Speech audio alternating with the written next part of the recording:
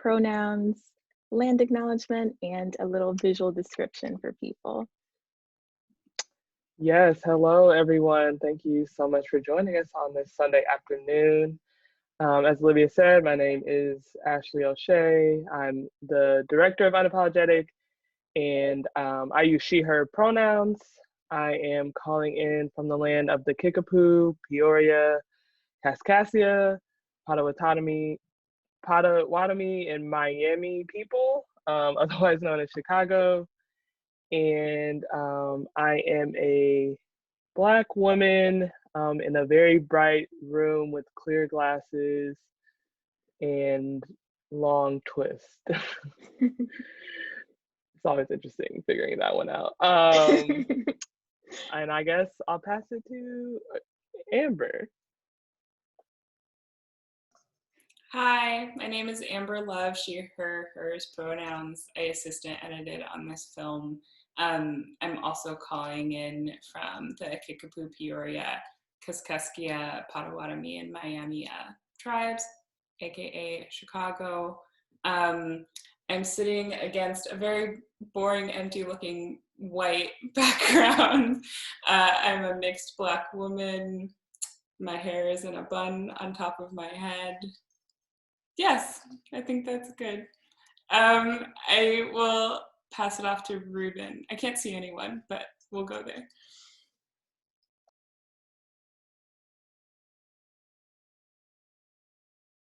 And Rubin, you're muted.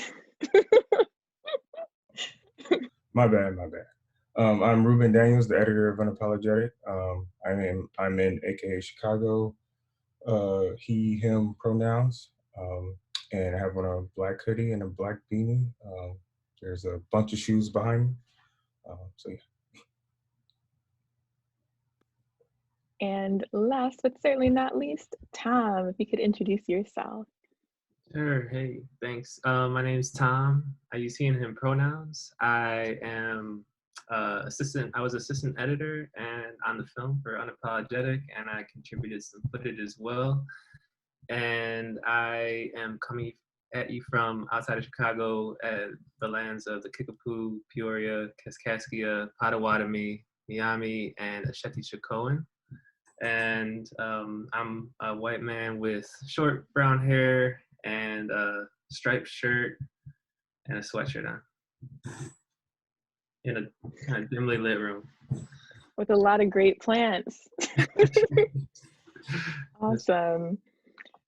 So I guess just to kick things off, how did you all get here? I'd love for everyone to sort of talk about how, when, and why they were attracted to this project. How did everyone meet Ashley? So maybe Ashley, you start. Like, what is sort of the origin story with this project and with all these great people that we have here today? Yeah, so Unapologetic, I began in the fall of 2015, which was around the time that young Black people in Chicago were continuing to organize around this killing of a young Black woman named Rakia Boyd.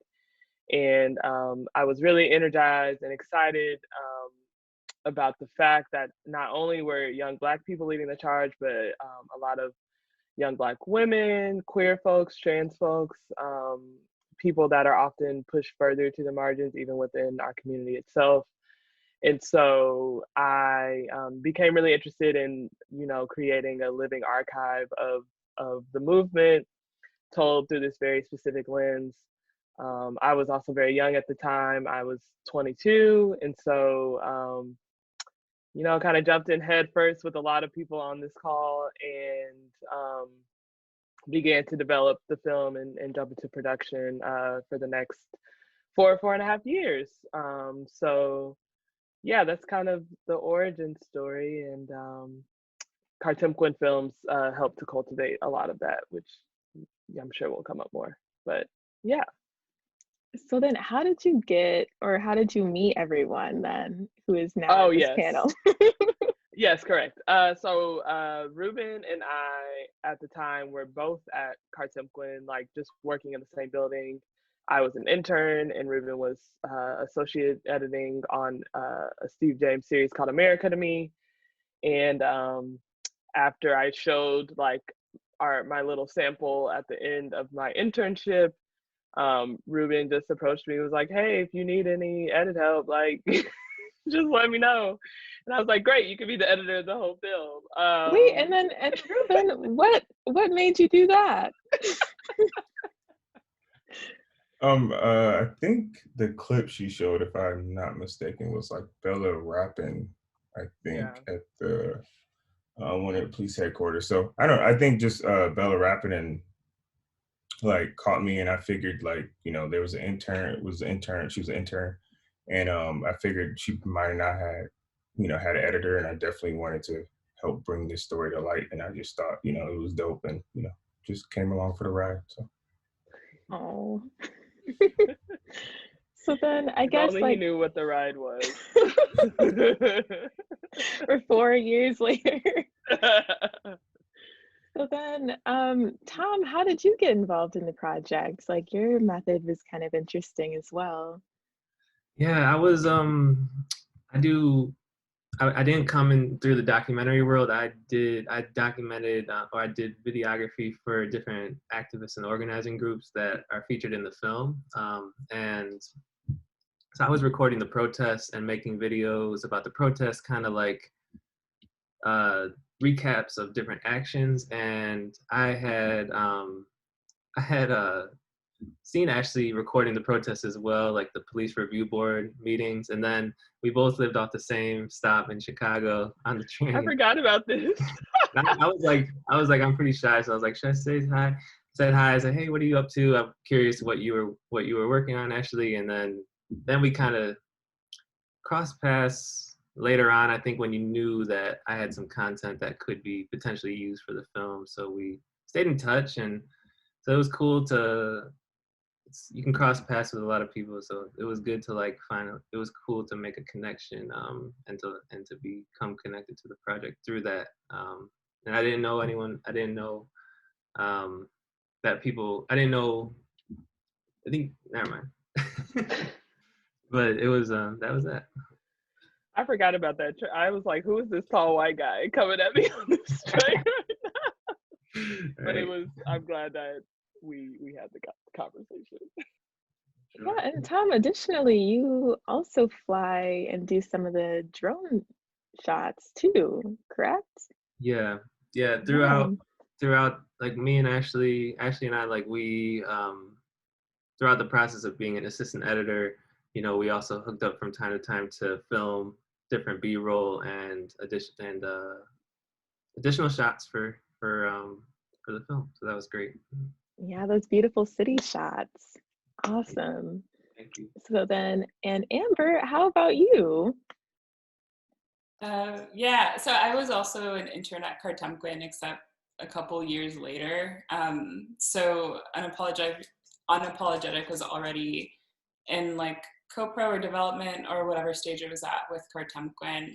And I was at the time working on my own film about Afrofuturism and community service context. And I just heard about the project and I was like, yeah, I want to at least talk to her and like work on that. That would be cool.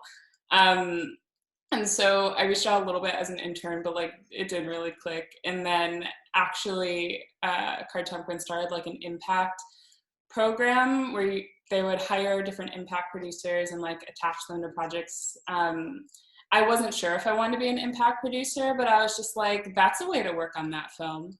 And so I applied and got matched up with the film and worked as like an impact coordinator for like 6 months, way before the film was even like finished. And then throughout the process of that, I was just like, yeah, I would rather edit. And so I would kind of like sneak in conversations with Ashley, like, hey, like I also edit, like I'd love to edit on the project if you need edit help. And they were like in post-production. I said, say less.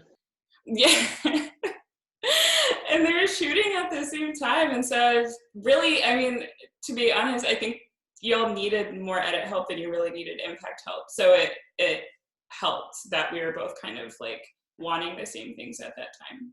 So when the Impact contract ended, I was just like, yeah, like if you need edit help, that would be cool. And so that's when I came on the project. I think it was 2019. Yes. Mm. Incredible. Yeah, everyone's so multi-talented. I love that. Which brings us to, we have a clip. We have a couple of clips. Should we show the first one right now? Awesome.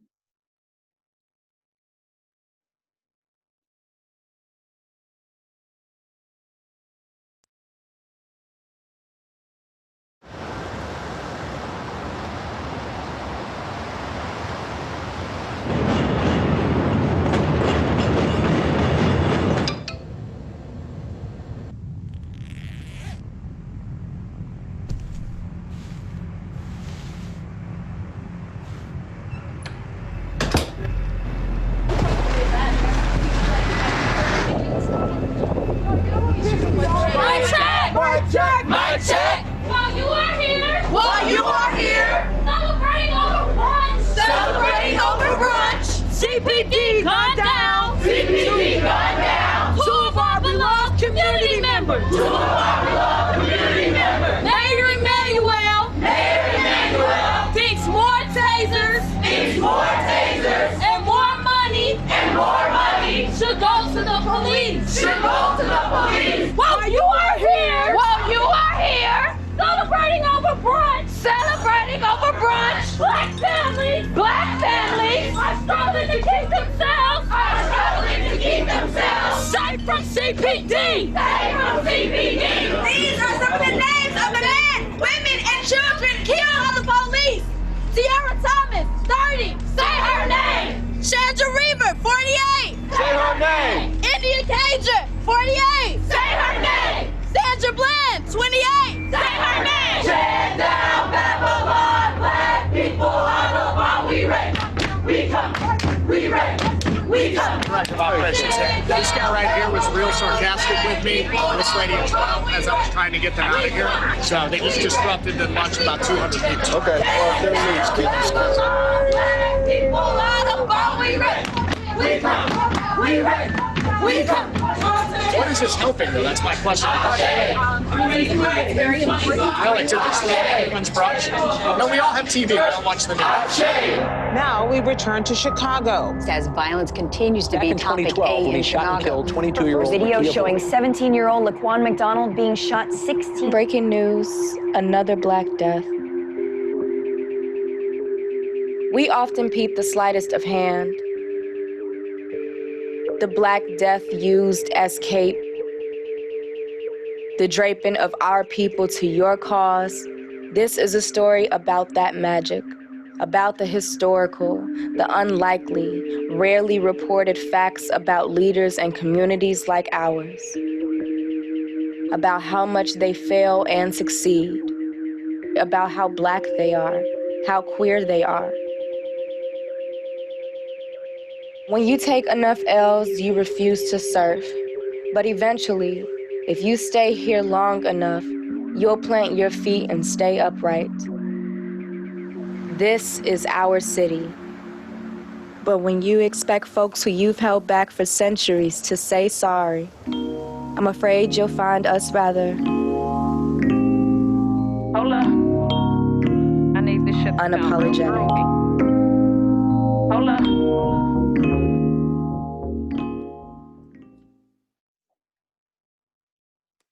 Incredible. Yes, clap. So I guess this is the first scene of the film. Was that always the plan? How did you craft this to be your opening sequence? You can go with Ashley, Rubin. Maybe Ashley you start and then pass it off to Rubin. Okay, cool. I'll do the alley-oop. But yeah, no. So the decision to put the Black brunch action at the top of the film was definitely towards the end of our process. We had tried it in a few different spots throughout post, and it just really wasn't flowing well with like breaking up the action in that way. And you know, for a while we had a very kind of ethereal opening that actually started with the drone shot, with like hearing the voices of the ground coming in and out. But it seemed like people really wanted, like as we were getting feedback and things like that, it really seemed like people wanted to immediately be grounded in it. And so we kind of went back to the drawing board and was like, you know, this scene is very immediately kind of like makes people have to decide for themselves like where they stand on the spectrum. Yeah, and I think Rubin, that was probably after our last rough cut with Kartemquin when we did the lab, right? Or somewhere around there. Because we had taken it out, I don't know. Yeah, it was somewhere around there. Yeah, because I think David or somebody had mentioned, oh, why don't you just, you know, put that in the opening? Oh, it was David. And I was like, he's crazy. Why would we do that? Yeah. And then once we started doing it, it started to work. But initially we had so many different versions of the opening, you know, starting with Lori Lightfoot, since she's mayor now, a bunch of more archival, like all kinds of stuff. And we just kept trying to get to the point to where it's like, okay, what can grab your attention and just kind of like thrust you into the world of Unapologetic, I guess. And that seemed to be the best option we had. And it wasn't like connected to anything else. It kind of was self-explanatory, in your face. You kind of got it all there. Either, you know, Renee and Bella were together for one. Right. That's like the only scene they're in together. Yeah, and there were just, I feel like also, Rubin, we just had a lot of elements, because, you know, then it goes into the archival and the spoken word. And I know at some point we were doing like archival and B-roll. And then Rubin was like, we gotta chill out on all these elements. We had like the news footage, voices coming in.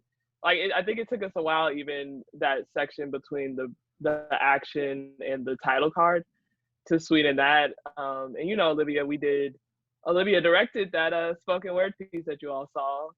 And there were 3 of them actually, and we ended up just using the one. But we knew that we really still wanted Iman's voice as well to help frame everything we were about to see. Yeah, I mean, it's been so interesting watching this film come together, because it seems like over the course of all these years, it's been you all just sort of like sifting the sands to see like what rises to the top. Because even with this opening sequence, like you have a scene that might not necessarily actually start the story though, right? Like a lot of the film kind of plays out of sequence. I wonder, do you want to talk about that as well? Rubin, you had a big hand in that as well. Yeah, I mean, it's kind of, I think initially when we had it in the film and not the opening, we were trying to connect it to different pieces. Like, okay, you see a meeting with PYP 100, and then you see this action trying to like just make it like flow with something, and it just kind of kept standing out a little bit all the time. And I think in general, the story for us was never like, oh, we had to tell it in this exact order. It's just as long as you understood it, and as long as you got the characters and it made sense, then, you know, that's all we kind of stuck to in their journey, like individually. So. Right on. And then, I mean, there's the acquired footage as well. I wonder, like Tom, you were talking about like some of the footage came from you as well. Do you want to talk about sort of shooting the footage? And then I know there was probably some questions around accountability, right? Because they're intended for a very different purpose, and then ultimately ended up in the film. At the front of it. Yeah, I like I was saying before, a lot of it was I kind of got into doing videography through doing activism, so it was like my contributions in a way. I felt like once I gained, a lot of the people I knew in those groups were people I had worked with before I picked up a camera or tried to involve a camera work in activism. So people I had gained some trust, and then started to build more trust with people, and people trusted me in the groups to film the actions, and then like the next day turn around and use that footage to create a little recap to promote the action, especially around like 2014. You said the next day? A lot of times I would stay up all night. Yeah. Tom don't sleep. it would be like a. None of the people on this panel sleep. And honestly, I can't pull it off as well as I used to before. It definitely was. It definitely took a toll in terms of just. I guess I had more energy for it back then, but now I don't have as much. Just to be honest, and or I try to not. I still do it, but it's just less frequent. And so yeah, and then when I connected with Ashley, we were, I handed over everything, and then and then that kind of began a process of for me understanding the difference between doing what I was doing with a quick turnaround and a documentary, because I was kind of expecting Ashley and team and Rubin and everyone else that was a part of it to know exactly what was going to be used right away. So it was a big process of learning like that it might take a year, and kind of connecting. And I felt with having recorded the footage and being trusted with that, holding that footage and using it for the groups, it created some interesting situations of trying to understand how to do that in a way that the groups trusted where the footage was going, especially if they couldn't see it for another year. They were getting to know Ashley in the process. So it was for those who weren't directly involved with the film, working with Ashley. So it was a big learning process for how to do things in community, with the documentary world and the local documentary work that Ashley was doing, and then these local groups. So. And if I can just quickly add, I think Tom did a really good job of like really encouraging me to move towards that accountability, because like I think our ultimate decision was like once we settled on the footage of his that we were going to use, having me and him approach whatever organizers were in the footage or part of the action to like say like, hey, Tom originally shot it for this, we're going to use it for this purpose, is that okay with you? And I think 9 times out of 10 we got a yes. And it was I was super nervous about it, because I was like, if they say no, like what we gonna do? Like we don't have the footage. And with the speed of how things were going, like it was so wonderful. Like by the time we started the film, there had already been a good 3 years of like really intense organizing in Chicago around the movement for Black Lives. So it was like so many of those even like seed moments with Janae and Bella that or I think more so at Bella, that he had captured, like that we knew that was serving the purpose of the story, but wanted to like kind of move down the ladder to make sure that we were being transparent at every level. And organizers aren't they're serious about their security, so the fact that they were okay with it and let us continue with it is definitely a point towards accountability and like taking those steps. If I could just add really quickly too, some of the footage, I handed it over to Ashley, but it was done with a crew of young people at a group in Chicago called Kuumbalinks, which is a youth hip hop organization. And that's another way that people trusted me and other people to tell these stories, because this organization, Kuumbalinks, had a lot of deep ties and respect for people. So it was a big group effort. And a lot of the footage of Bella was my friend Marie Sudi, who worked with me on the crew. So it was a big group effort. Yeah. Beautiful. Yeah, Kuumbalinks is incredible. I guess I'm also interested in that archival section that was pulled. Where did that come from? How did you decide where to set it in the film? Did you have any snags with that, also with clearing some of that? Yes, I think the archival originally that we had actually was not that archival. We had a lot of just like kind of general Black social movement footage from like the civil rights era that we were using originally. And then our EP, actually, Yvonne Wobin, was really insistent upon us seeking out Chicago-based footage of Black people organizing and of Black life in Chicago. which, you know, I was not excited about because I felt like it was just another, we were kind of deep in the post process by then. So I just felt like it was another heavy lift that, you know, would slow down our timeline. But I'm really glad we did. It came from the Chicago Film Archives. There's an organization called the Southside Home Movie Project that just gathers footage from Black families that were living in Chicago on the South Side. And they license it to the University of Chicago through this project. And so I think once we decided that we were going to switch to the Chicago footage, we have tried archival a couple other places in the film, and actually one of those scenes is one of the ones that ended up on the cutting room floor, which Rubin will tell you I did not want to let go of. Wait, you should talk about that first, and then I'll. Yeah, wait, what was it?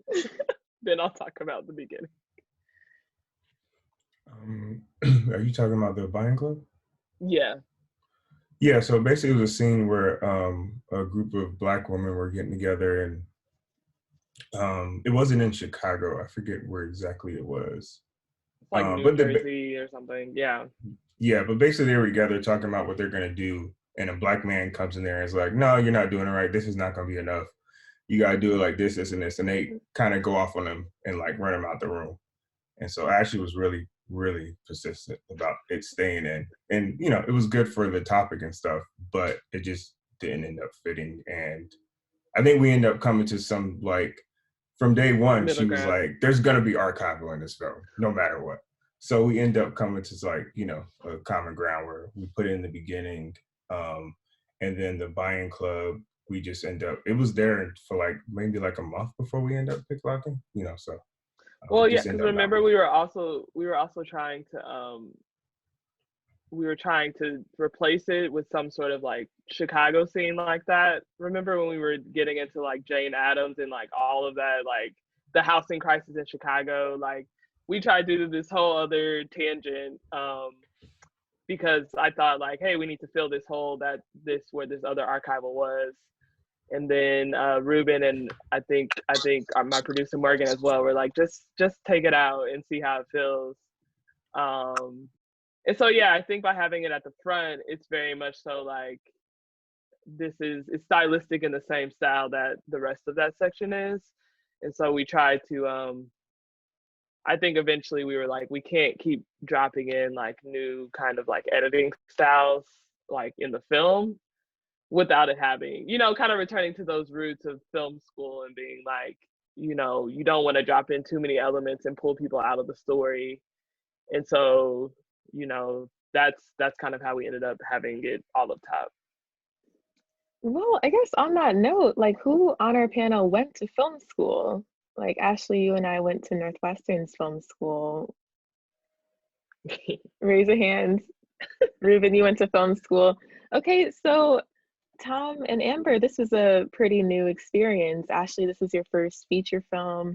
Rubin, you've kind of been in the game for a bit. Like, I guess I'm interested in like, what did everyone learn from this project, or what had you thought, like Ashley, from film school, different things that we learned that you then had to sort of change or let go of as you like move through the edit process, especially on this project? I feel like Amber, you should go first because you haven't been able to talk in a bit. Like not coming from film school, what did I take from this project? Yeah, or what did you learn? Yeah, so a little bit of my background, I actually study anthropology and cinema and media studies, so it wasn't practical. It was largely like the history of cinema, which was really interesting, but like no one taught me how to like edit or pick up a camera or do anything. A lot of that was self-taught. And so initially working, I actually also come from like a festival film programming background, which I still do while I edit. It's a lot, it's crazy. But so, like I said, I wanted to jump on this film out of the internship at Cartunquin, and interning at Cartunquin was actually really what pushed me into editing specifically. So Ashley's project was one of the first two that I was assistant editing on. I was doing that with Ashley and doing it with another part-time project, Represent. And so I think it was actually really helpful to be working on two separate projects part-time, but at the same time, because I was learning, you know, how different teams work and how different directors work and how communication works. And I was still learning like what exactly an assistant editor does. And it's funny, Tom and I actually didn't overlap at all on this project. So preparing for this panel is like the first time that we've met. So it was interesting to kind of also hear from Ashley and now hear from Tom kind of like the changing role of like assistant editor on this project specifically, because I didn't know what to expect. So a lot of it really ended up being like doing string outs and then doing first passes on scenes that I then passed off to Rubin and or Ashley, because Ashley was also editing. So I think a big thing I learned from this is that like assistant editing changes from project to project. Like it's just not a set job, particularly in like independent doc, I'm finding. So that was really interesting to find out. And you kind of have to like create a new relationship with each new director and each new project and each new editor and edit team. So that's a big thing I took. And then, yeah, just kind of like, because it was one of my first editing jobs, like, did I like editing? Was this something that I liked? And yeah, it's something I like. It's something I continue to do. But generally, yeah, just kind of learning how to navigate that space. And I think, yeah, it was really helpful for me to be working on two different projects at the same time. Yeah. Incredible. And then Tom, so you had been editing some of your own stuff before, but how is this process of collaboration a bit different? Yeah, I pretty much worked on my own, and then with the young people of Kumbh Links to like, I learned editing pretty much on my own with some help of YouTube tutorials, but I pretty much, and then I tried to teach people editing with my kind of understanding that I created. So Unapologetic taught me how to edit as an assistant editor, you know, I didn't do any scene layouts, but just string outs and setting up, you know, footage and organizing footage. And they pretty much taught me how to do those basics that was really helpful in terms of the logs and kind of like the bare bones that helped me. You know, I also use Final Cut Pro, and they like, you got to do it on Premiere. And it was a great experience to, you know, to jump into that and have like a somewhat easy task to do, to learn the program and to learn how to work with other people coordinating project files. So on a very like technical level, it was really helpful. But then learning how, connecting that, like how scenes are built, you know, from I usually just get messy, throw everything in there and start to see what comes out. This was like an experience that showed me how it's built, you know, how a movie is built and from the very building blocks of each clip, you know. So that was a wonderful experience. And just like I said before, how long it takes, I had no idea. And it scared me away from documentary for a while, because I was like, this takes so long. I don't want to wait that long to release anything. But it was but it at the end of it made me really admire all that was put into it, and seeing what came out of it, of that work, you know, it changed my perspective about the process. So. Awesome. And then I'm going to put Rubin on the spot before we move on to our next clip. So Rubin, how would you describe your editing style, and how did Ashley kind of push you in the process? Because you've worked with all sorts of people. You worked with Steve James on a couple of feature films. Yeah, I think mostly me and Ashley were always on the same page as far as like initially coming into editing. Like we never really had to have a conversation that like, oh, we're not going to show any people of color getting murdered on camera. Like, you know, like certain stuff we just already was clicking that like, no, that's not up for discussion. I think So I think that was always good, and we're always coming from a place, like a common place. And a lot of this stuff, like just over these 4 years, we've really like built a relationship as far as the director and editing relationship, to where I can comment on stuff, she can comment on stuff. Like, there's plenty of times we've gotten into arguments and stuff, but it's always for the better of, like what's being put on screen. And it took a while for her to trust me and for me to trust her, and, just like that. I made this editing decision for a reason. You don't have to touch it. It's okay. Trust me, so we had a couple moments like that, which was always good. And it's always a learning experience because I'm not, 100% right all the time. And she's not 100% right all the time. So that was great. And I think as far as editing styles, yeah, I don't know. I think this film in particular, I had to really look at like empathy and try to really bring these characters out. Cause like someone like Bella, she's Bella all the time. Like she doesn't, definitely when the camera's on, she's just Bella. But it's like, okay, when you start peeling that back, like who is she really? And like who's Bella, and then who is Bella the activist, who's Bella her parents were incarcerated, who's Bella that's just a regular Black girl from the south side of Chicago, all that type of west side of Chicago, all that type of stuff. So that was really fun, like learning that and trying to get behind these characters so that you see that, yes, they are in the street protesting, they're, shouting at cops, but at the end of the day, they still have to go home and they still have to live their lives, and all this, takes a toll. It's not like they want to be doing this forever. Right on. Well, I guess that's a perfect segue into our next clip, which spotlights Bella in, I think, a really beautiful way. Go see my brother. Whoa!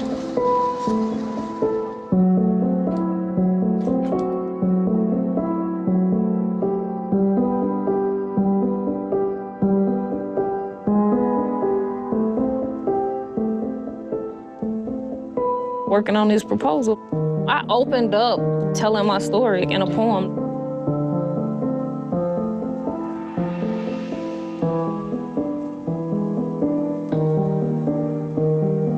When they took him, I kicked.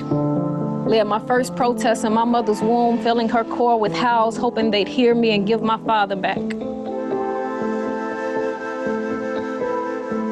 Gave my mother back pains carrying me to courtrooms. Knew when a bailiff had a hand on his gun by the way my mother coddled me in her stomach. I could feel the fear of a federal judge forcefully forfeiting her freedom, feel my mother's fingertips.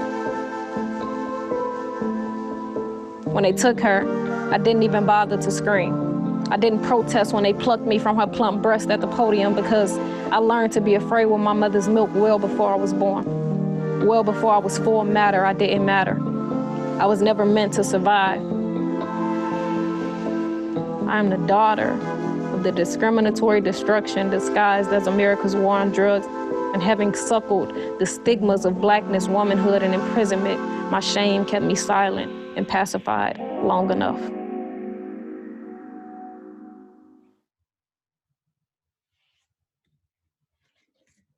Love this scene. I think this is one of my favorites in the movie, and also it's one that was added kind of late in the game. So I wonder if y'all could talk about how this scene came to be. How did you build it out? Yeah, so that scene comes after or during the sequence where Bella and her mother go to prison to visit her brother.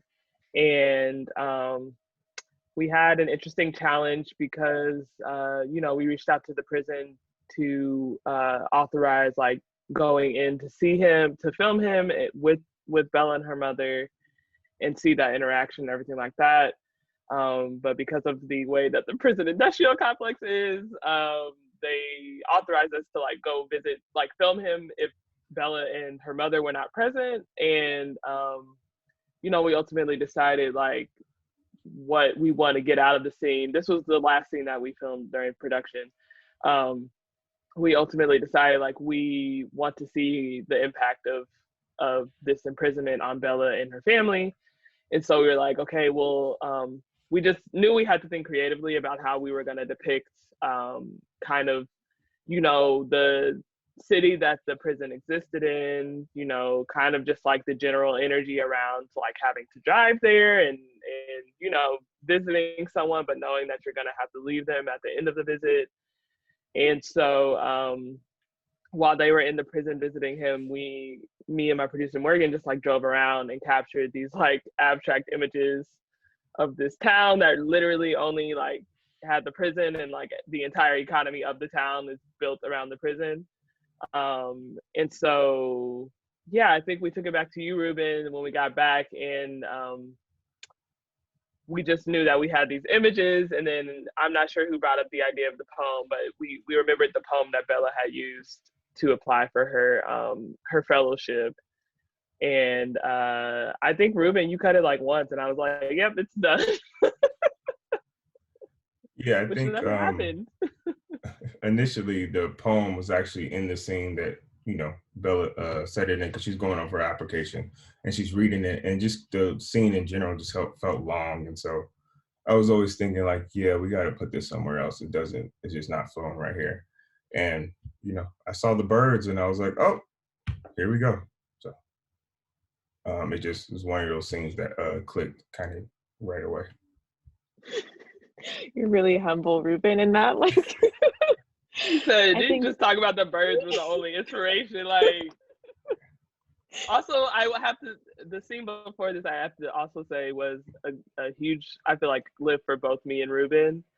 Having to like intercut a conversation that was happening in a car, which like I'm never shooting in a car again because it's so limited in terms of what you can cut together. But we knew after that scene that was super like verbose and had a lot of words that people just needed kind of like a breath again. We were always, I feel like Rubin was always really good about pointing out like we've kind of been down in the dumps a little too long, or like we've been looking at a lot of intense stuff. So like building in those moments of levity were really important. Yeah, I mean, Rubin, I would love to hear more about how you balance this film, because I think despite it being a heavier topic, it has moments of comedy and moments of lightness. On top of balancing out, Ashley shot this over the course of several years on very different cameras. At very different skill sets. You know, I handled the camera sometimes, didn't go well. So how did you like smooth out all that sort of like raw footage and a lot of the raw emotion to get the film to where it is now? Yeah, I think for both of us, just us watching it and like looking at it, just like, okay, we're tired, which means we know the audience is tired if we're tired. So like we need to like the scene needs to go here. You know, you ramp up and then you show the cool down. Because I think in the birthday scene, Bella says, you know, like we gotta celebrate each other to keep doing the shit we're doing. So I think a lot of we use that to kind of feel everything, like fuel everything you see, to where you can have the birthday party after a protest, because, you know, that's how they lift each other up so that they can go back out and do it again. And I think a lot of times where scenes like Janae and her roommate together, you don't really see a bunch of scenes like that. And so a lot of that stuff is like, okay, like regular people that aren't Black women might just think it's banter or something, like, oh, well, they're not talking about nothing, like this might not be important. But for us, it was always like, I know Ashley specifically was that's how me and my friends, you know, chat. That's what we do. So I think a lot of that was just trying to make sure it stayed as like pure as possible. And, you know, Black women saw it. Black women like saw themselves like in this movie at different points in time, you know. Beautifully said. I guess,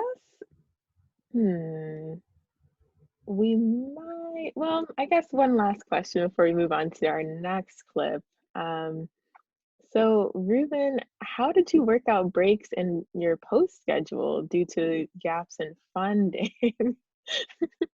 You trying to get messy. Yeah, I don't know. We just kind of always kept in like good communication and stuff, because I was always in and out of, you know, one thing about was good working for Steve, he always makes stuff longer than it needs to be. So it was always like, okay, I was working on American Me, it's supposed to be 5 episodes and ended up being 10. So that extended everything. So I was able to work with Ashley and do Unapologetic throughout that, and just, we just kept constant communication because she was always shooting and doing commercials and other stuff too. So we just kind of worked in each other's schedule. Or if I'm done with American to Me and it's like 6 o'clock, then Ashley would come to Cartoon Clinic and we'll be there until midnight, a lot of nights. So we just, kind of work within each other's schedules. He makes it sound so simple. Well, like, this man does not sleep. That is true. But I mean, I think what is really special about this film is that you did sort of reach out to people who became collaborators, but then over time became friends. So maybe it does feel simple to Rubin now. I guess we can move on to our next clip, which is then Amber's time to shine for our trailer.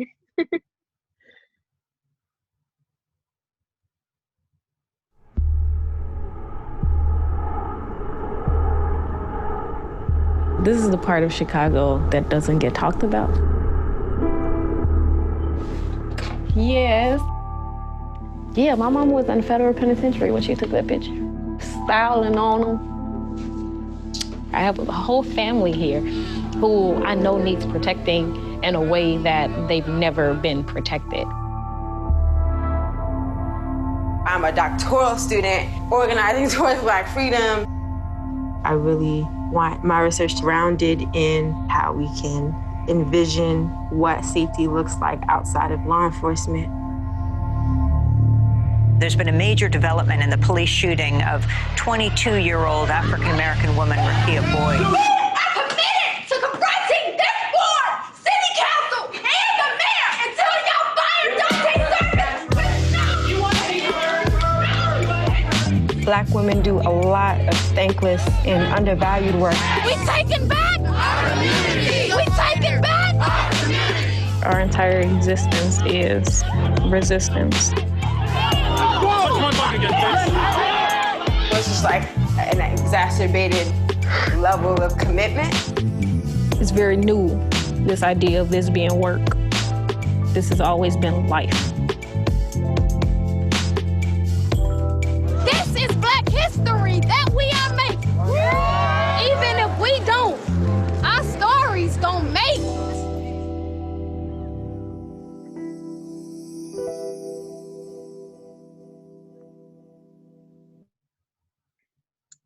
Beautiful. So I guess what was the process of then taking, 4 years of footage from the film and then now trying to condense it down to this trailer?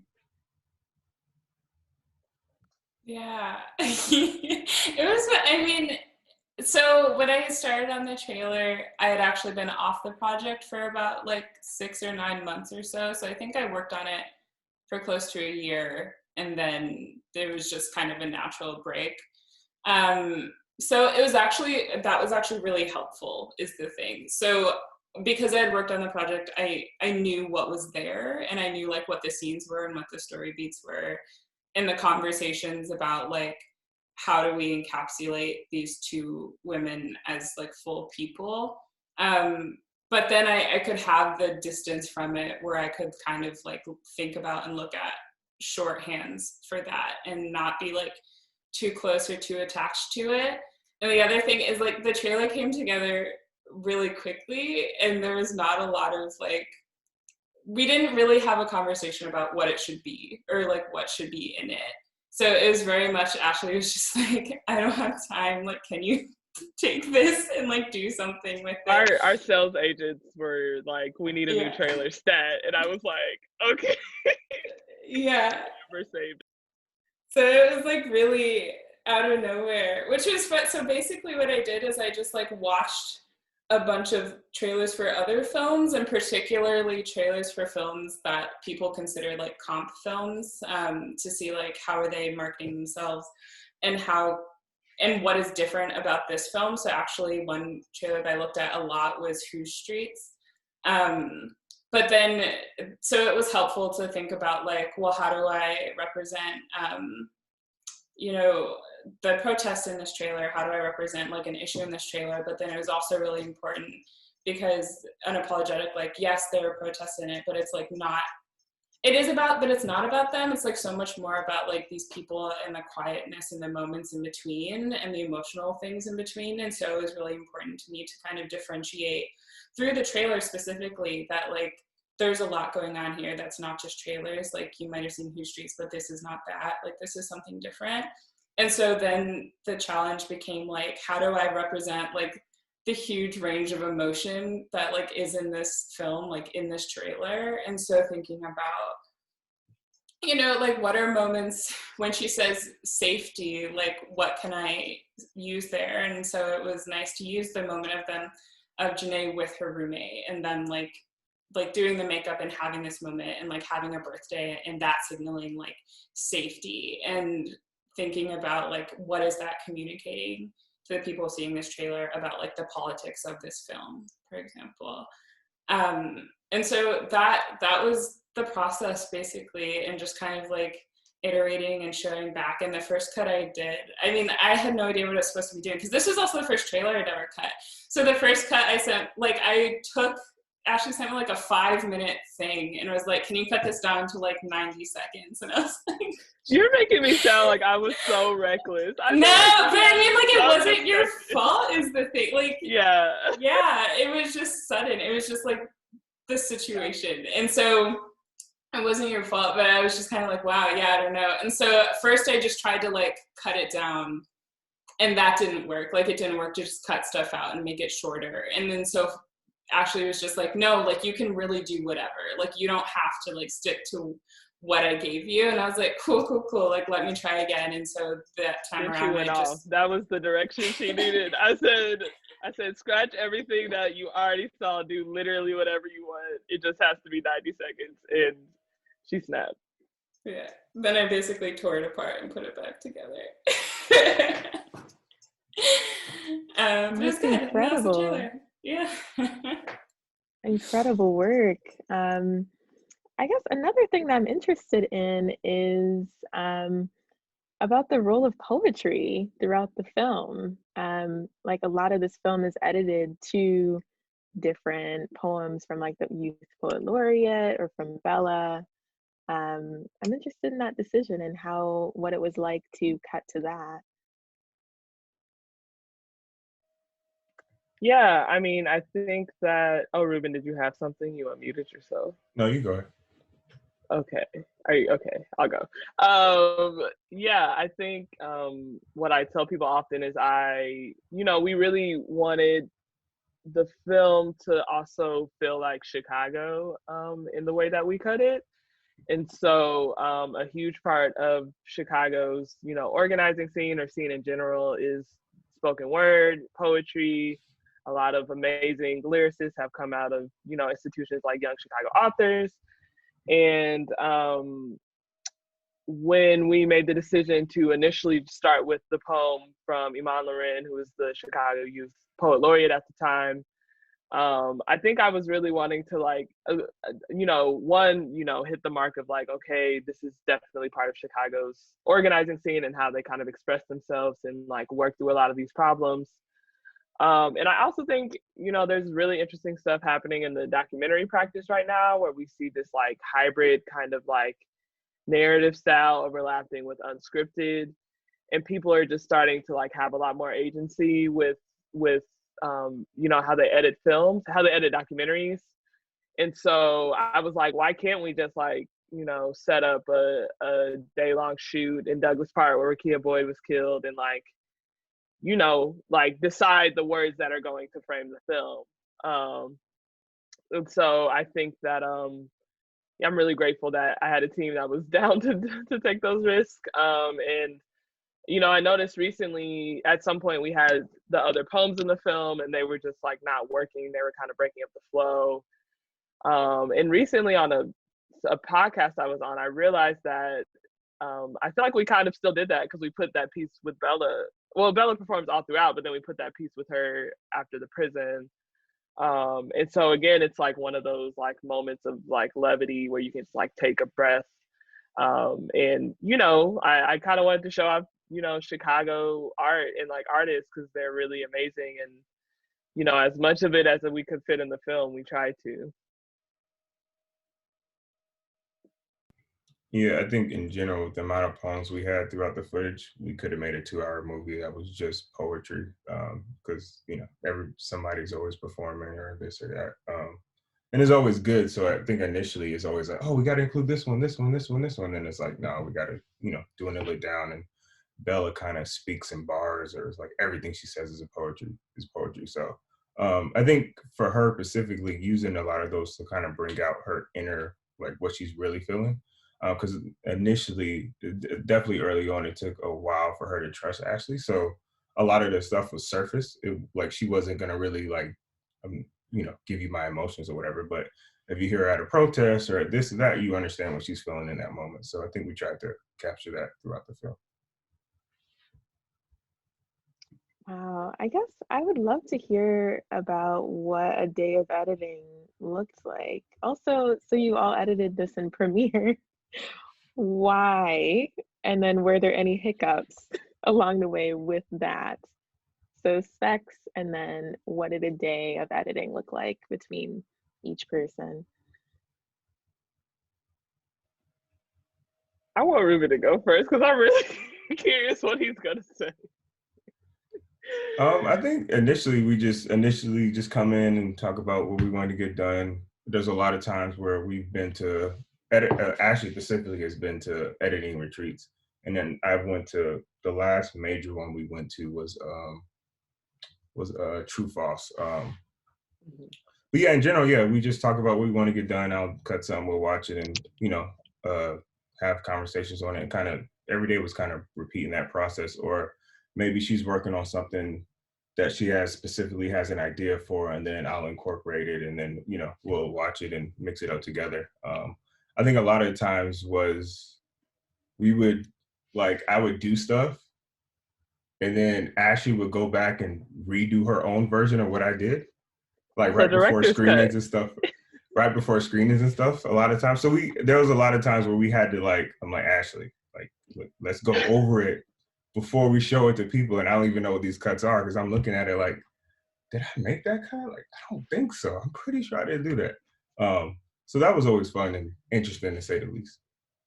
Yeah, I get some real active text during the screening, like, what is this? But no, I think I definitely, just like on that point in general, I definitely had to I don't know if I ever fully got to the point, but I really tried towards the end, to give Rubin as much, I think our communication was always good, but there were just times where I would kind of just use my directorial agency to try to get one over or try something new. And I learned that, I wanted to I think towards the end of my process, I was like, I need to learn how to communicate this with my editor because this isn't the only film that I'm gonna direct or work on. So I need to be able, I think a lot of times I was like, I know how to edit in Premiere. I would have to do that a lot for my freelance work. But once, we got into the flow of things, and we were really only editing the film full time for 3 or 4 months with the amount of funding that we got. So it was a lot of just back and forth passing scenes for 2 or 3 years.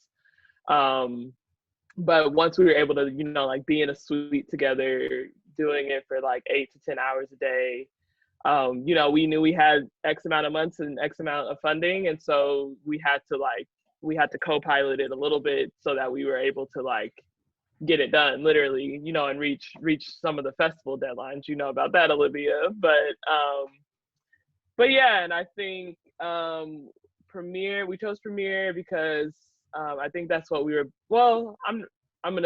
I think Rubin prefers Final Cut X over everything, which I'm still appalled by. But Rubin, I think you had experience in Premiere and Avid, and I've just heard bad things about Avid. I didn't learn that in school. We learned on Final Cut 10 and then on Premiere. So I think it was just the one that we knew the best. And yeah, we had a hard drive fail like right before picture lock, but we had backups. So you got to have those backups. Yeah, we had a lot of weird offlining stuff and danger stripes, and I don't know. I'm still traumatized by it a little bit. And just to I'm touch on surprised her, everything got online for the export, honestly. And just to touch real quick on what she was talking about, the building that trust, there was, she's probably not gonna like that, I'm gonna tell the story.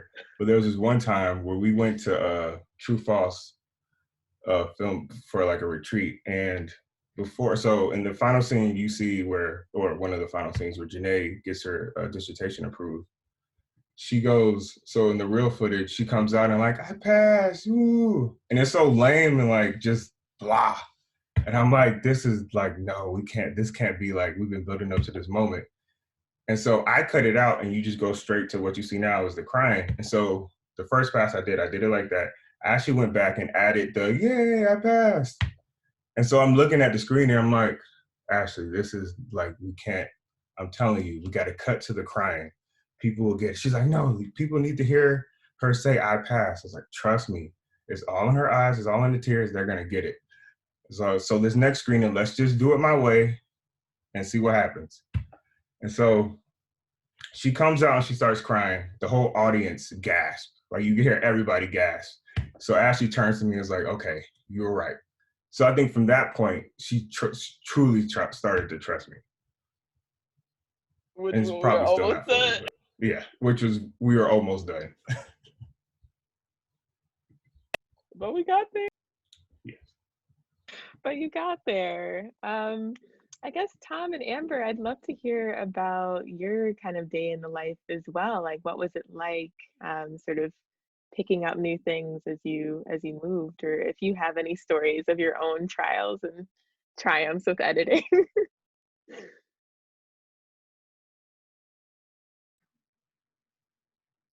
For me, it was me laying in my bed at that stage of my editing career. I edited in my bed, and I was like just trying to relax and just lay things out, string outs and selects. And it was often emailing and texting Ashley and Rubin to ask them, how do I do this? How do I do that? And they were always really helpful getting back to me. And then it was also, I think the last thing I'll say is that it was like feeling like the collective process of it all. Like, I love how all filmmaking, makes you more aware of different things going on in your backyard. And I think I was able to gather with them a few times, and as well as with you, Olivia, like the whole team, like looking at cuts of the film and scenes and stuff like that. So understanding the collective process of the stuff that I put together, and then just seeing scenes that had been filmed with people that I was in proximity to and community with through the activism world, just like seeing them in these more intimate scenes, seeing them in these more intimate scenes was like a great process to have compared to just seeing them at protests. So it was like a world opening experience to be putting these scenes together and seeing them in longer form. So yeah, and I hopped on the project when they actually already had like a full cut together. It was a rough cut. It's very different from what the film is now, but it was like, I think it was like 2 hours long, maybe 2.5 hours long. So it was like at that stage. And Ashley was still shooting and they were still adding scenes. And they were also not working full time at the time while I was on. So for me, it was very much like Ashley and I would get together and have coffee or have a call or something. And she'd be like, I need this scene done, or at least like a first pass of this. So we'd have a conversation about, okay, well, like, where do you think it's going now? What do you want the scene to do emotionally? What is like the information you need to get across here? And then like, when do you need it by? And so like, we kind of like go our separate ways for like a week or two while I worked on it, and Ashley and Rubin worked on something else. And if I had questions, I'd like text or call or something, then I'd just send it. And so it would just kind of go like that, because I think Ashley and Rubin were both trying to fit things in between other projects, and I was fitting things in between other projects. So it was very much just like setting dates and times when like things were expected and just being communicative, and then also having conversations about like what exactly are the scenes trying to do, and then I'd pass them off, and then I'd get them back and make changes and then pass them off again. And that was pretty much what it was like, yeah, for my time. Wow. Well, I guess one last question before we move to our questions from the audience. So I was wondering, probably Ashley, if you could talk about the role of Cartemquin coming onto the film. And then I hear that you had a special, I guess, method of showing your protagonist your cut before the final cut. Yeah. Yeah, so the film, I started the film while I was an intern at Cartemquin. It was in part also because of Cartemquin they asked the interns to like put together a short, a piece as part of their internship. And so, you know, the film, in my opinion, would not exist without Cartemquin, because that was, you know, the charge that kind of led me into this topic. And so, yeah, over the next 4 or 5 years, I ended up doing their incubator called the Diverse Voices in Docs Fellowship. That's for first-time filmmakers of color, and really was like a crash course in like what making a feature film looks like on every level. It was really the moment I decided like, okay, this is a feature, because I kind of had this like accountability mechanism that, you know, kept me out filming, and kept me with these like kind of check-ins throughout those 6 months. And so I guess they liked the project and approached me after that about going into development and then becoming a full co-production. And yeah, I mean, I met Rubin through Cartemquin, I met Amber through Cartemquin, I met my producer Morgan through Cartemquin. They really just like cultivated my young voice, and are still helping me a lot and supporting me a lot through our distribution. Yeah, and within that, kind of just coming from that that kind of school of thinking, really pushed us to like use the cinema verite form, and also this idea of showing your subjects the film before you picture lock, was something that Gordon Quinn, the founder, talks a lot about. And you know, so when we knew we were always going to show Janae and Bella the film, we had even showed them early on like a demo to try to like help us get more access. But kind of right before that moment between rough cut and picture lock, we showed them the film and presented it as like, you know, this is what we've come up with so far, and you know, you are obviously the authority. You signed an appearance release, but you are still the authority over your own life and how it's depicted. And you know, said, you know, we still want to maintain our editorial agency in this process, but if there's something that you like feel sorely misrepresents you or that you really disagree with, like we should have a discussion about it. And you know, I knew myself ultimately, if it was something that we weren't able to agree on, that like it needed to be taken out to allow them to maintain that. So it was very nerve-wracking, but it's so interesting like what non-filmmakers notice about a film versus filmmakers, because I was sitting there like, this scene is still not sweet, and then they were, you know, afterwards they were literally just like reflecting on that time in their lives. Like they were just, you know, so grateful to have this document of that period. So yeah, I think it's definitely a risky thing and a scary thing to do as a director and edit team, but you know, I think we ask a lot of our subjects by being in their lives for however long we are. And so, you know, the least we can do is kind of give them the ability to see how we did that and make a decision about it before we take it out to a broader audience. Agreed. And I guess, do you have any advice about that for other filmmakers, other people to show their edit? Yeah, I mean, I think that, yeah, I think it's with anything else you do in editing, like I think you have to go into it trying not to be too attached to any one single thing, but to also be ready to give a reason for your decisions if you feel like there may be some things that your subjects don't agree with.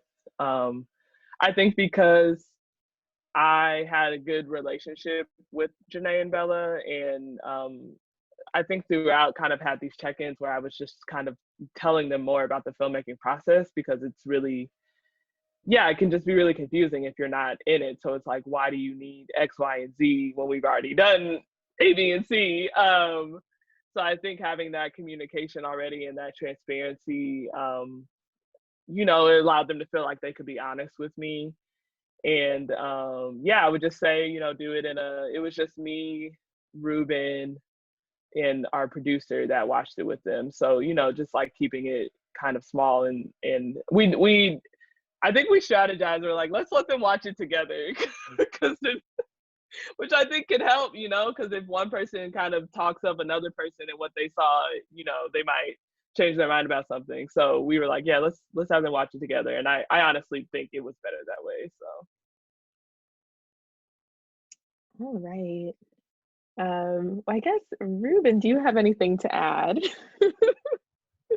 Yeah, I wasn't necessarily worried. I think I was more so just curious how they would react to it. And I think Bella, like at the end, she came up to me and was like, Rubin, you know too much about me. You got to take me out on a date. So, they were really cool with it and everything. And there was nothing in it that I think if anything, we simplified a lot of the stuff, because Bella especially, she tends to talk in certain ways where it's like, if you're not in it, you kind of don't understand it. And a lot of times we wanted to keep what she was saying, intact, but then, deliver it in a simpler way so that the regular person can get it. And they felt like everything we did was on point. And initially, I remember they told us when we showed them the first demo, like, just make sure we don't look like the superheroes of this, and that like nobody else is doing it. It's just us. As long as you get the whole community, then we're gonna be good. So. Ooh, that's a really good point. Well, okay, questions from the audience, and these should be just sort of a free-for-all, so whoever wants to answer can do that. So first question we have is, was there any disagreement about the audience for Unapologetic? For example, how inclusive or how targeted was your audience?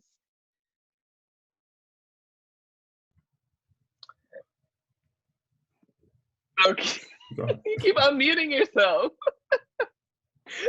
No, you go. I'm tired of talking. Yeah, no, I was just saying, I think initially we were all always on the same page. We never really so as far as like, we're going to present the information how we see it, and whoever's going to take it, you're going to take it for what you want to take it for. It was never like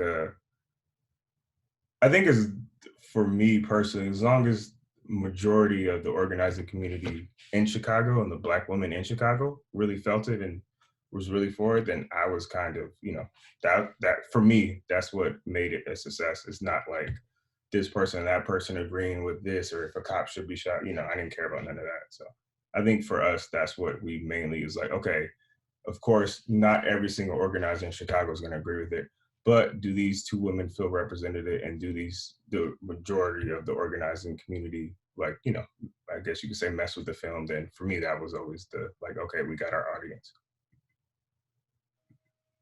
Yeah, I think our target audience for the film is still young Black people, and that remains at the core of it. And so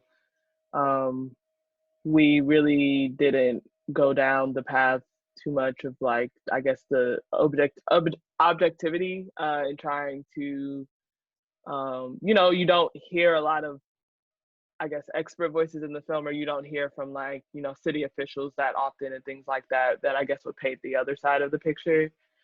I think because I was like, my duty here is to tell the story of these two women and their community, and why would I give more space to this other voice that does not align with that? So I think, yeah, me and Rubin aligned really well on that. And, you know, we did have to find a balance with bringing in those other voices, but I don't feel like, you know, even when like the moments when Lori Lightfoot got elected mayor and a lot of people were like pushing us to kind of uplift that narrative, we were like, well, that's not really accurate to like the time that we were filming. So she will be represented as the the president of the Chicago Police Board, and everyone will be fine. Yeah.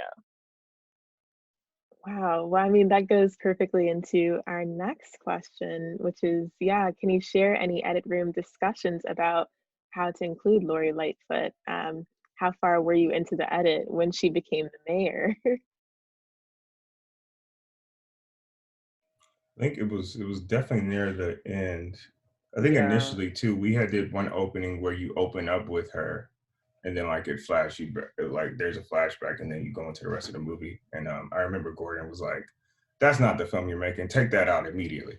So at least shut that down quick. But yeah, I think it was always like we wanted to acknowledge that she is the mayor at the end, but then also I think a lot of people can easily be like, well, like, what are you complaining for? She's Black, female, you know, lesbian, first in Chicago and all this stuff, but it's still like that doesn't necessarily mean these problems go away or these people have any less problems with her. Like, so we wanted to acknowledge it because it is a moment, and they, you know, it did definitely happen, but we weren't trying to have that, you know, carry on throughout the film because, like Ashley said, that wasn't our story.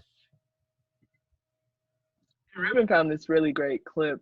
So we knew we still had to represent her, and yeah, Rubin found this really great clip of her speaking about protests that we hear like halfway through the film. So we sprinkled a little bit more of her in than there was, because before it was just her as this figurehead on the Chicago Police Board. But I think ultimately what we wanted to get across was like the same person that was over this police board is now the mayor of the city of Chicago. Because a lot of people just weren't getting that connect from the one or the couple meetings where we featured her. So when we brought her voice back, and then I think we just added that card at the end that says she became mayor, people are like, they instantly make that connection now when they see it. Wow. So also, were there additional characters initially throughout the making of this film, or was it always the main two? And then I want to tack on to that question, how did you narrow it down as it got closer and closer to final cut? Yeah, leaving those hard-hitting questions for the end, I see. There were not always only two characters in the film. Originally, it was, when I thought it was just going to be a short, I was just following Janae, and then started to interview other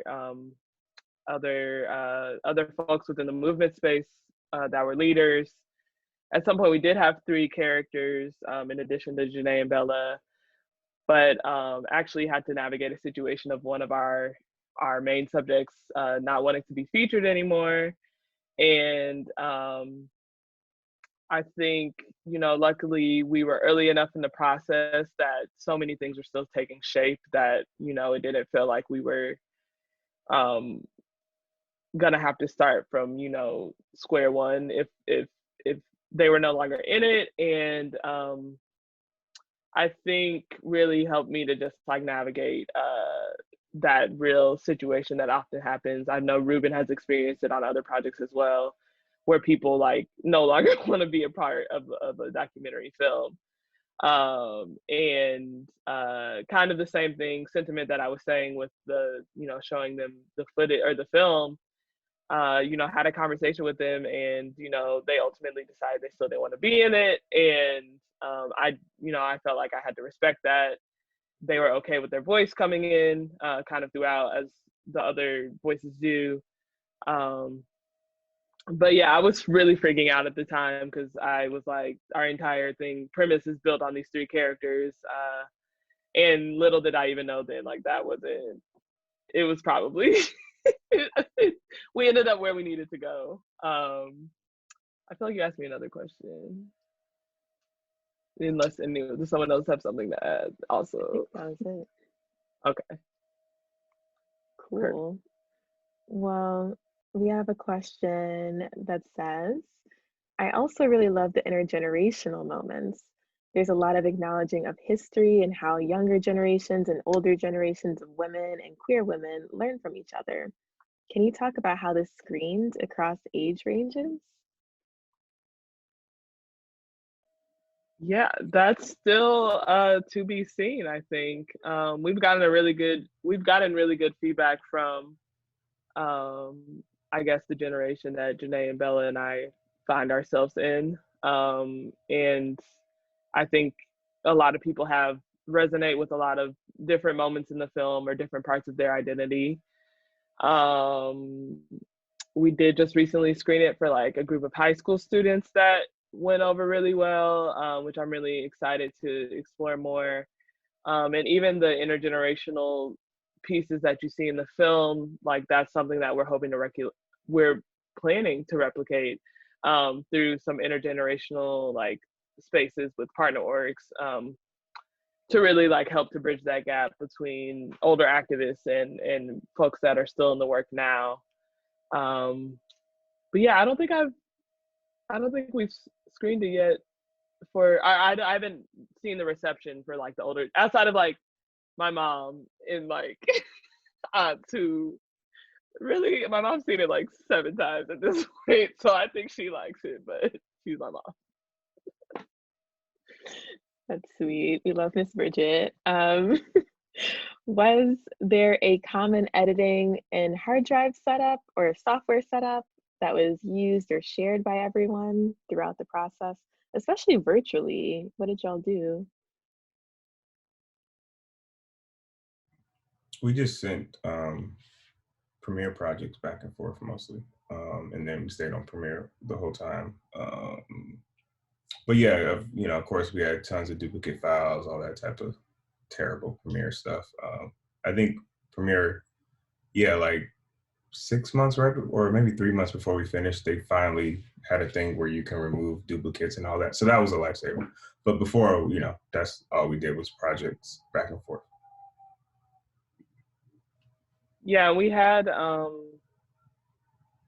think, yeah, we just had a major issue with duplicate files because of like nomenclature in the camera. We shot a lot of it on the C100, which doesn't allow you to put like, or I don't think it allows you to put custom like names on the clips. So we would have a lot that would be like, oh, I'm this, like I'm 0001, I'm this clip, and it's like, no girl, like you're this one. And so that was something I learned as like a DP later on the process. And when I started shooting on other cameras, like really making sure that you're labeling in camera like what a clip is. And then when we were having that big duplicate problem and like issues between our projects, because I think we tried to do XMLs for a while, but they weren't carrying over a lot of the effects we needed. So we would just import the sequences from each other's projects. And I think at some point we replicated the hard drives to look exactly like each other, which we should have done from the beginning. Like literally all the folders named the same thing and, mapped it out exactly the same. So yeah, I think we ended up, with 6 or 7 hard drives total, but yeah, Premiere. Oh, and also Amber, someone specifically showed me how to like set the scratch disk like halfway through production, or how to set a scratch.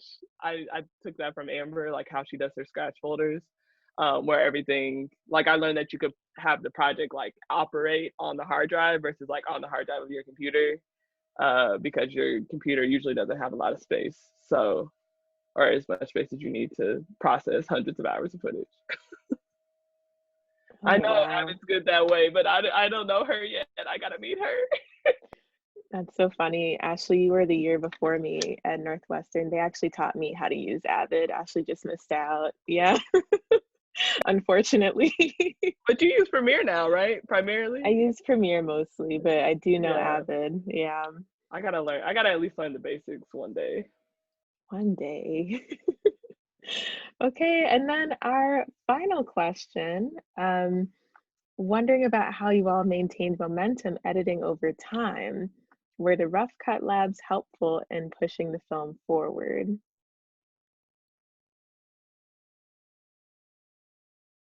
Yeah, I mean, I would say in general they're helpful, and Cartimquin was very good about seeing a cut like we did. Definitely in the last few months before we finished, we did a lot of screenings at Cartimquin and tried to get a good amount of feedback. But I think in general we all, especially because there's people that came in and out, producer this leave or this that person leave, but me and Ashley specifically was really focused on getting the story out there no matter what. So we just stuck with it. I think it was, and then especially like if she gets something new, like a new footage, like, oh, we got this, oh yes, like you get like rejuvenated, like, oh, now we can finally do this with this and this and this and this. So I think a lot of times that helped us. Or like I remember when Janae got passed to do her dissertation. Ashley was like texting me the whole time while she was filming it, waiting to get the results and everything. We were both, excited and stuff that she passed and stuff. And I was like, yes, we can, we can end it, So I think, yeah, moments like that to where you get excited and stuff. So.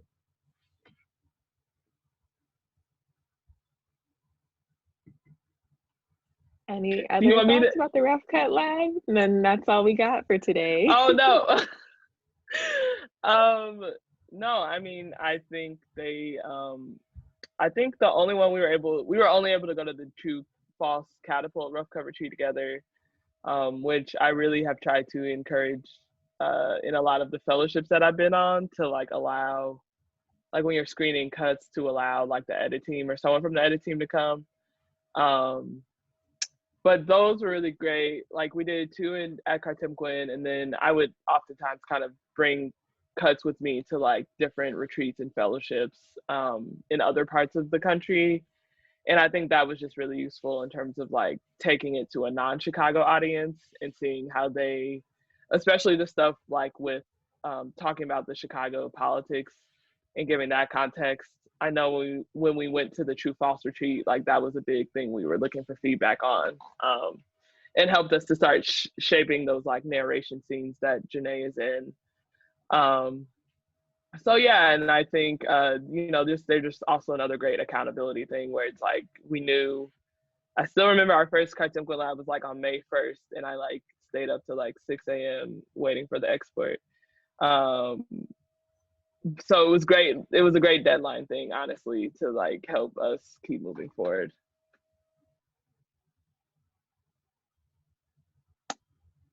Beautiful. Well, I believe that is all we have for you all today. So yeah, thank you all for coming so much. And then I'm going to pass this off to someone to close us out. Yeah, thank you guys. Thank you so much, Olivia. Wonderful job. It was an amazing panel. Ashley, Rubin, Amber, Tom, just thank you so much for joining us. We added the link if you want to support some more and check out their merch. I'm also going to just plug from the Inclusion and Access. If you want to join our roster, we have an intersectional roster for editors and assistants. Please check out the link that I just posted, and we will let you know shortly what the next panel will be for next month. So thank you all for joining us. Thank you. Thank you.